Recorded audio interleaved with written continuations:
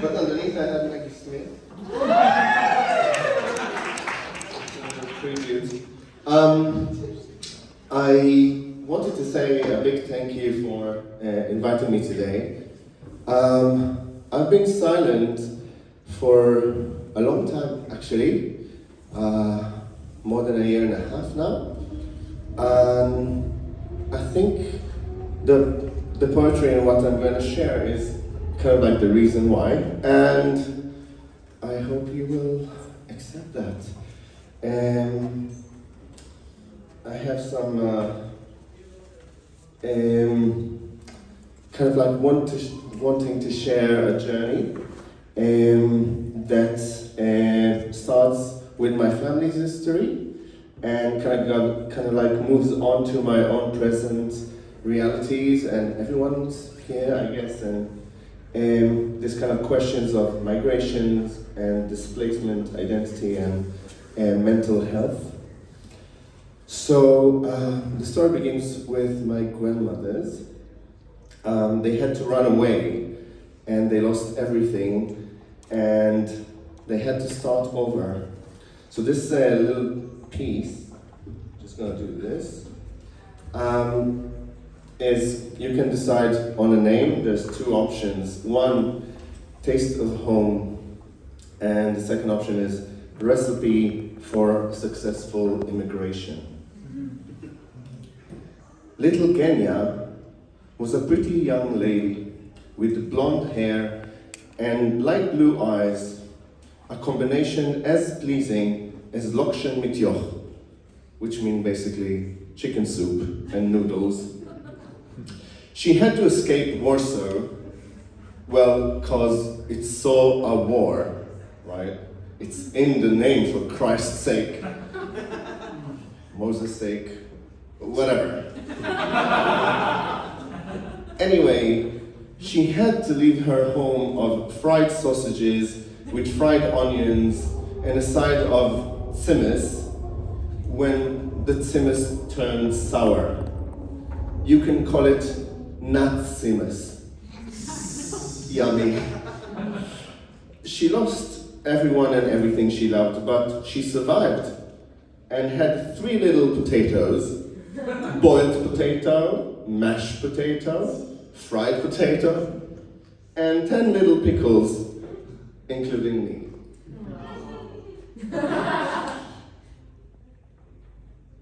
She taught me many, many, many things. Brandy in a cup of tea, very important. Knedelach, krepelach, begelach, fegelach. No, actually, that lach I learned myself.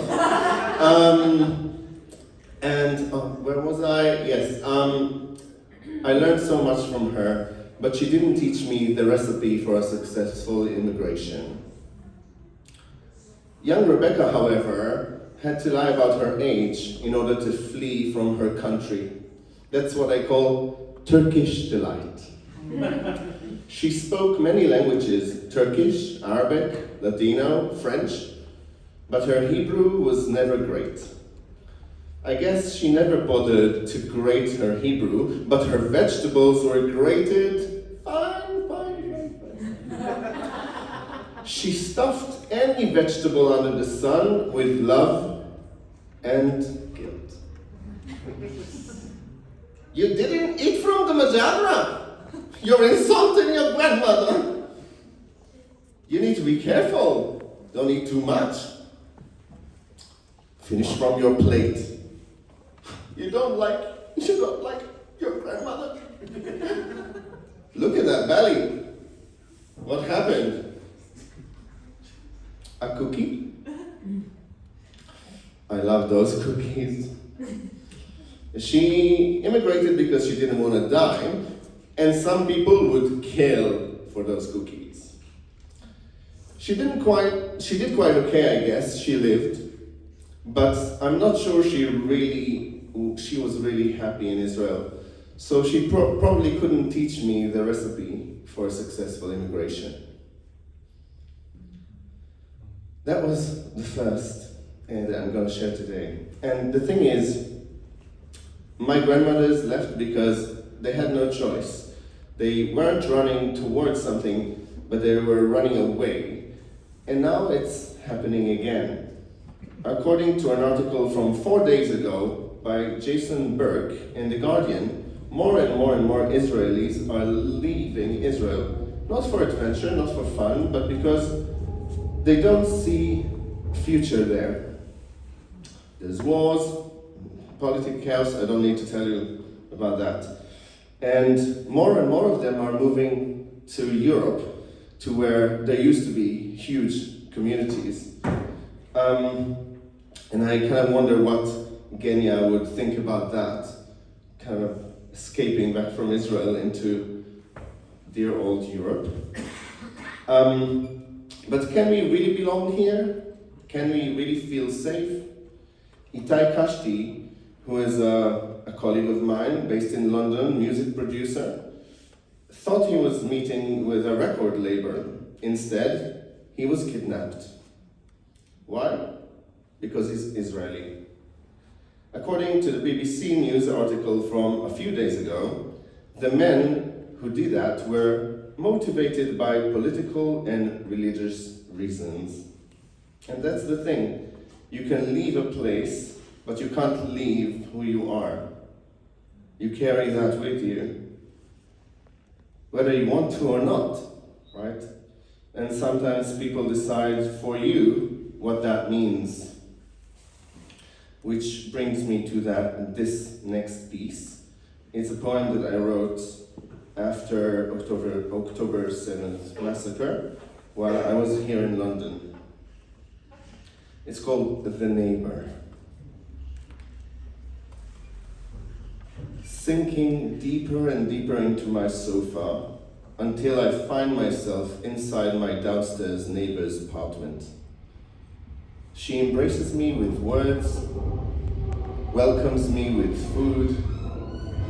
I open my mouth to speak. Only air bubbles come out, no sound, no expression. She begins to sing a song by one of the greats, and I'm choked. Each word and each note she sings tie knots in my gut. I reach out for the knife. It's sitting right there on the table to try to untie the knots. She recoils. She calls me violent.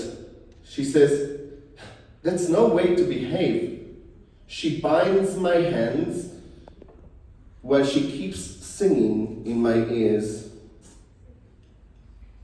The internal bleeding spills my belly button open, spilling my whole life into her floor. Structure of my existence lie side by side in a sea of blood that spreads far beyond the room. The soul that has left the body and hovers above these structures of life is fixating on a word that appears before it. At the foundation of it all, from above, one word is revealed. Jew. That was that, so...